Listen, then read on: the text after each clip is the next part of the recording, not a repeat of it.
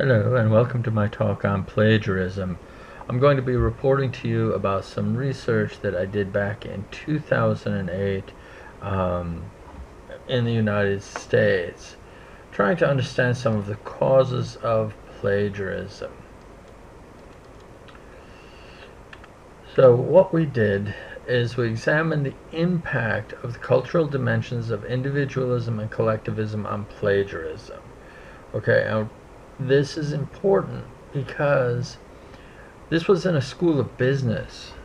So the students there are the potential managers and leaders of the future. So if they learned in university that they could be successful through cheating, how would they behave once they became business leaders? So we thought this was very important and that we needed to encourage students to be ethical. Okay, first of all, what is plagiarism? Uh, Plagiarism is stealing someone's words and ideas, basically. Uh, it's very special type of dishonesty. And when you talk to people about why people plagiarize, usually they will tell you it's because students are lazy or they can't do the work and so they plagiarize. And also, if they think they won't be caught, they will plagiarize.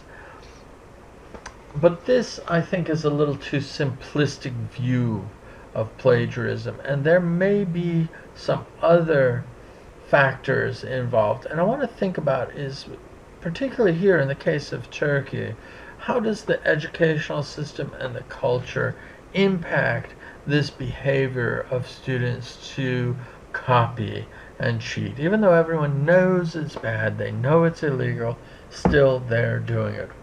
Why? Here was back to our study in the States.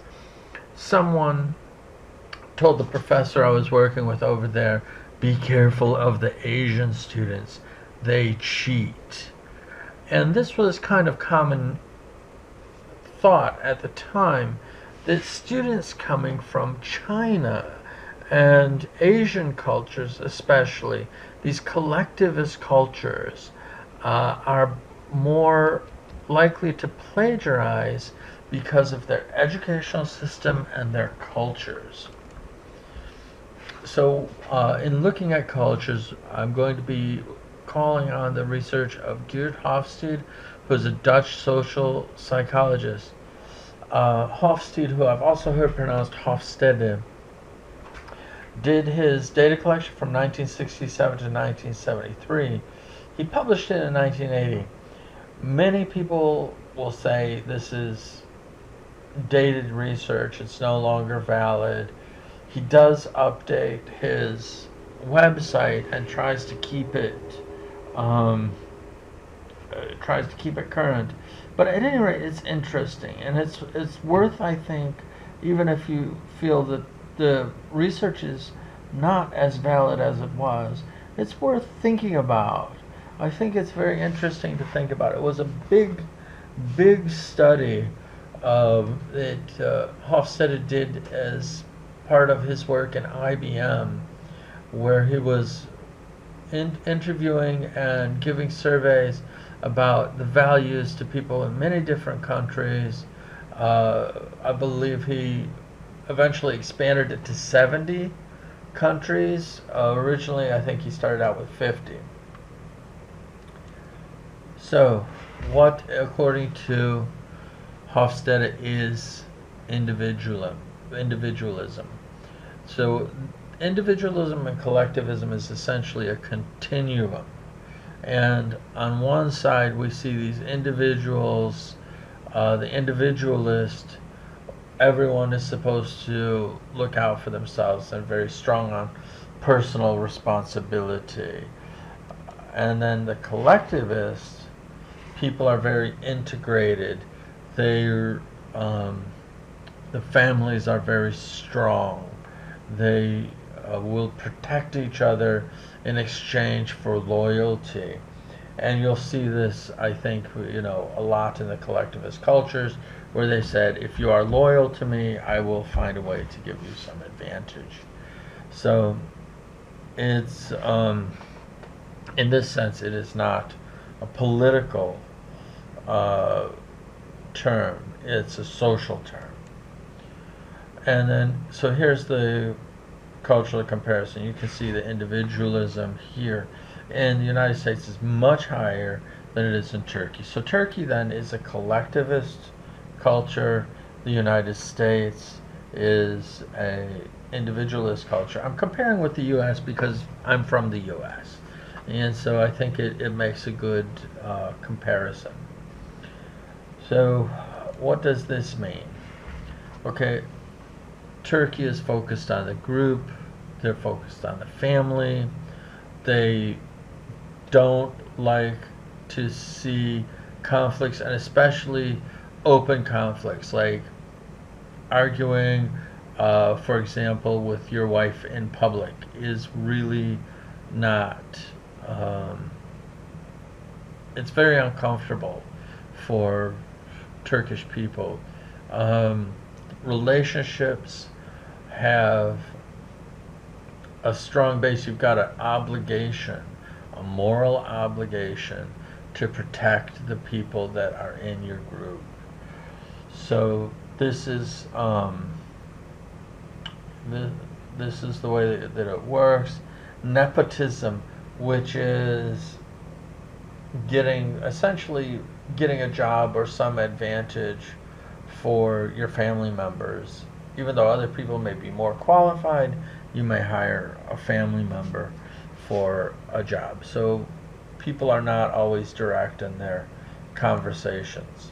Okay, this is back to the study that we did. We used Oyserman's individuals and collectivist scale. It's a very simple Likert type scale. People answered like 9 questions, and it would rank them somewhere, whether or not they're individualist or collectivist. And then we also looked at the other variables, ethnicity, gender, and length of time in the United States. We used Turnitin to get the actual plagiarism, and we could found out how much they plagiarized in terms of a percentage. And here's what we found. Students from Asian cultures will not plagiarize more than Americans. This was what people had said, and our research found that this was not true. Collectivists will plagiarize more than individualists. Now, that is true. They plagiarize more often, but the individualist plagiarized to a larger extent. And then we found that the longer people stayed in the United States, the lower they ranked on the collectivism, which means that when you're within a culture, you become acclimated to the culture, you become acculturated, as they say.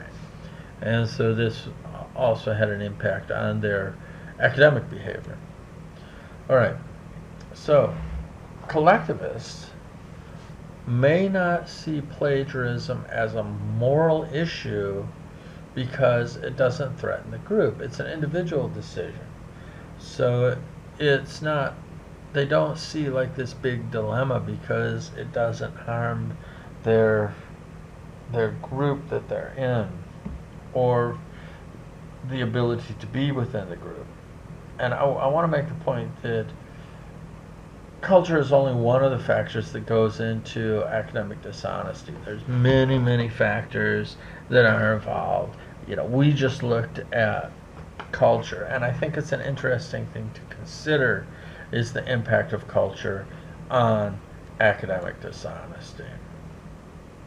So culture affects what people view as right and wrong and good and bad, and what is appropriate or inappropriate in different situations.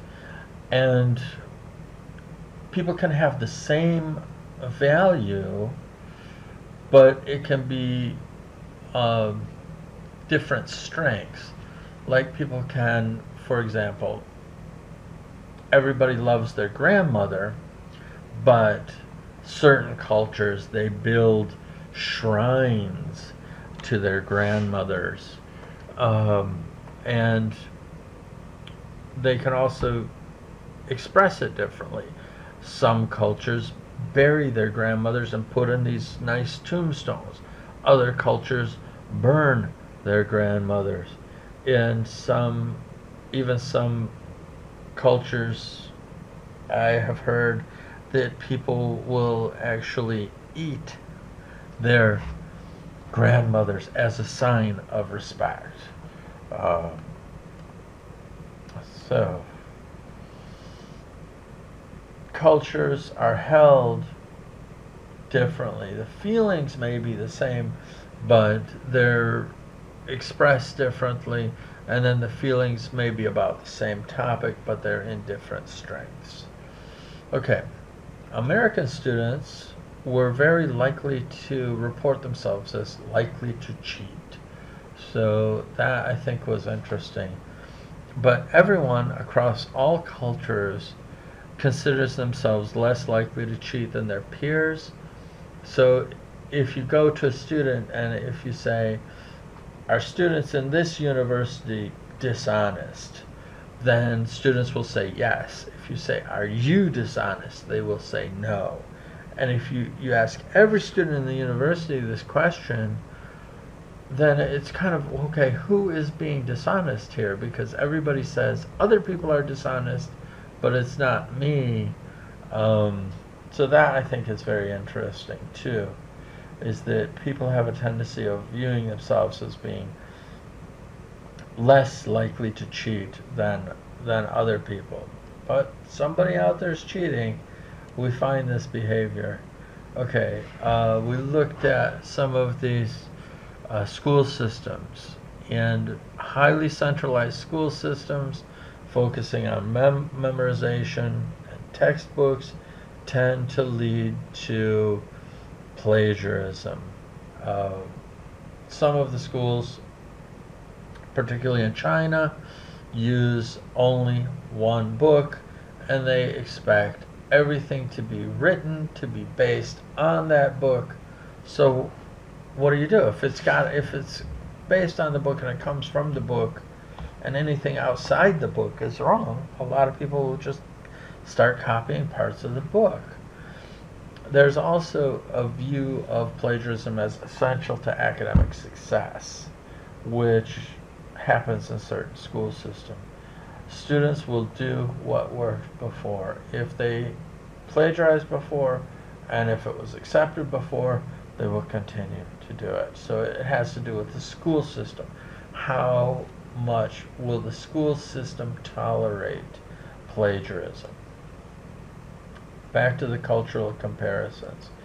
This is an issue called uncertainty avoidance, and Turkey scores pretty high on this. And, this is a desire for laws and rules and people having systematic ways and traditional social patterns.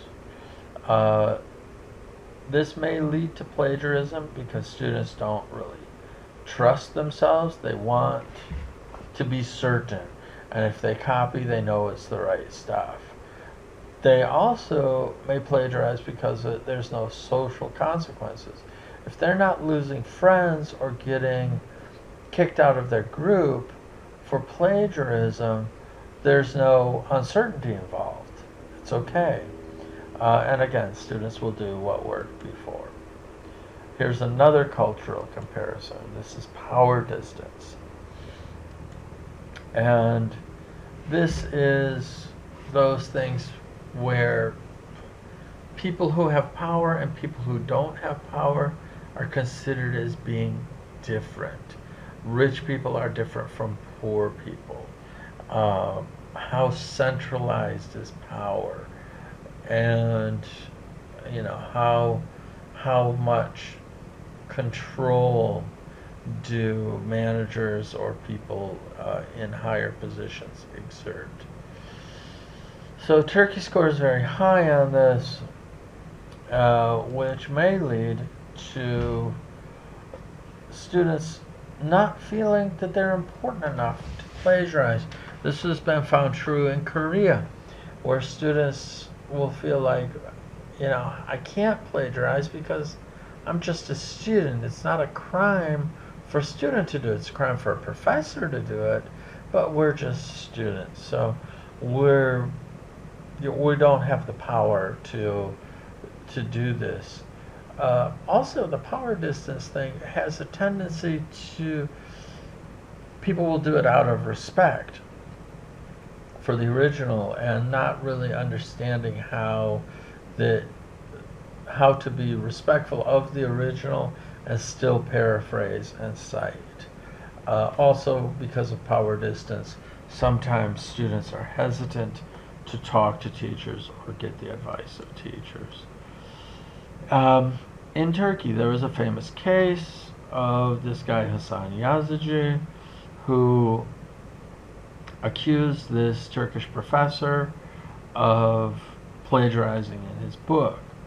And then what happened to Yazıcı is this guy says, no, we didn't plagiarize, and then they sued Yazıcı for defamation of character. Yazıcı fought him, got bogged down in the Turkish courts, eventually went into the international court and won his case, and has been an outspoken advocate for academic honesty. So this is what Yazıcı is saying. We need to be talking about it in a little bit more open manner, and people need to be honest about dishonesty. And you look at other cultures, this is in medicine here. Turkey's at 38% plagiarism, 32% in Australia, 36% in China. So this was it. And then in engineering, you look at, you can see the numbers here. This was from a 2014 study. So this is academic plagiarism, but you can see like none of these guys have a 0 score. So plagiarism happens a lot in the world. This is Erkaya. This is the article that I do want you to read and do a summary response for this one. He cites lack of awareness about plagiarism. People just don't know what it is even. They're not really taught about it. And then they are not really taught how to write research papers very well. There's a lack of motivation to do research. It is hard. Research is hard. There's no doubt about it. And also this lack of freedom to express their opinions leads people to say, well, I'll just say what someone else said because it's safe. Also, many instructors have a negative attitude towards writing, and they have very low expectations of their students. They don't expect their students to produce that much. They don't expect their students to have a high level of critical thinking, a high level of analytical skills, and that also leads to plagiarism in Turkey. So, what Erkaya suggests is students should know about the software that detect plagiarism. They should know that there's a good chance they will be caught. They should be taught about plagiarism. It should be discussed. Students should choose their own topics for their research papers, or something that at least has some interest to them, have some say in what their topics are. And then writing instructors need to do their part as well to help avoid plagiarism. In Erkaya, I was saying that these aspects in Turkey: lack of freedom to express opinions, and their instructors' negative attitudes are not identified in other studies. I have seen other studies where lack of freedom to express opinions leads to plagiarism behavior, but apparently Urkai wasn't aware of those studies. So, in the end, what people suggest to do for plagiarism is learner training and in-class writing. Okay, what I kind of have a problem with in-class writing because writing that's done in the class is not really the way writing is done in the real world. So we're not really teaching students to do real world academic work if we're saying bring in a pencil and paper, because no one uses pencil and paper. Come on, anybody who does serious research is typing it up on a computer. Learner training, we really need to look at how effective learner training is and what kind of learner training works.